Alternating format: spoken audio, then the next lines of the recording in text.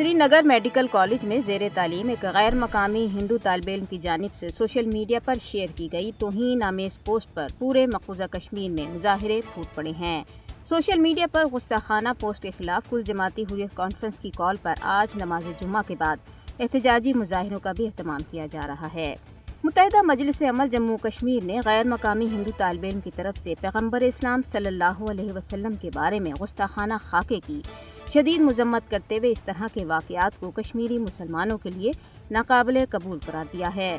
انہوں نے کہا ہے کہ یہ پہلا واقعہ نہیں ہے بلکہ اس سے قبل بھی سری نگر کے ایک انجینئرنگ کالج میں ایک ایسا ہی واقعہ پیش آیا اور ایسا لگ رہا ہے کہ یہاں کے مسلمانوں کے مذہبی جذبات کو دانستہ طور پر مجروح کرنے کی کوشش کی جا رہی ہے۔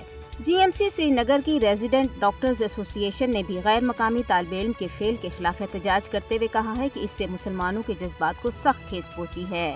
مسلمانوں کی مذہبی و قابل احترام شخصیات اور علامتوں کی توہین کرنا بھارت میں ہندوتوا کا ایجنڈا ہے۔ بی جے پی اور آر ایس ایس کے پیروکاروں میں مسلمانوں کے خلاف دشمنی بسی ہوئی ہے۔ مودی کے بھارت میں مسلمانوں کے تئیں عدم برداشت کا رویہ بڑھتا جا رہا ہے۔ مودی کے اقتدار میں بھارت میں یہ معمول بن گیا ہے کہ ہندوتوا کارکن کھلم کھلا مسلمانوں کے مذہبی جذبات کو ٹھیس پہنچاتے ہیں اور ان کے خلاف کوئی کارروائی نہیں کی جاتی۔ ناقدین کے مطابق مودی حکومت کی سرکاری پالیسی کے ایک حصے کے طور پر بی جے پی اور آر ایس ایس کے لیڈروں کی طرف سے مسلم مخالف نفرت کو فروغ دیا جاتا ہے۔ اسلاموفوبیا ہندوتوا نظریے کی ایک اہم خصوصیت ہے جسے مودی اور اس کے ساتھیوں نے بہت پھیلایا اور اسے سیاسی مقاصد کے لیے استعمال کیا۔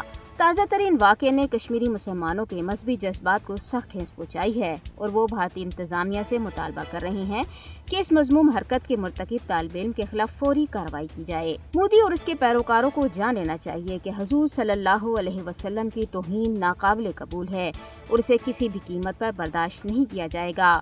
مودی کا ہندوتوا نظریہ دنیا کے امن کے لیے بھی خطرہ ہے۔ اسلاموفوبیا اور مسلمانوں کے خلاف جرائم کے لیے انہیں قانون کے کٹہرے میں لایا جانا چاہیے۔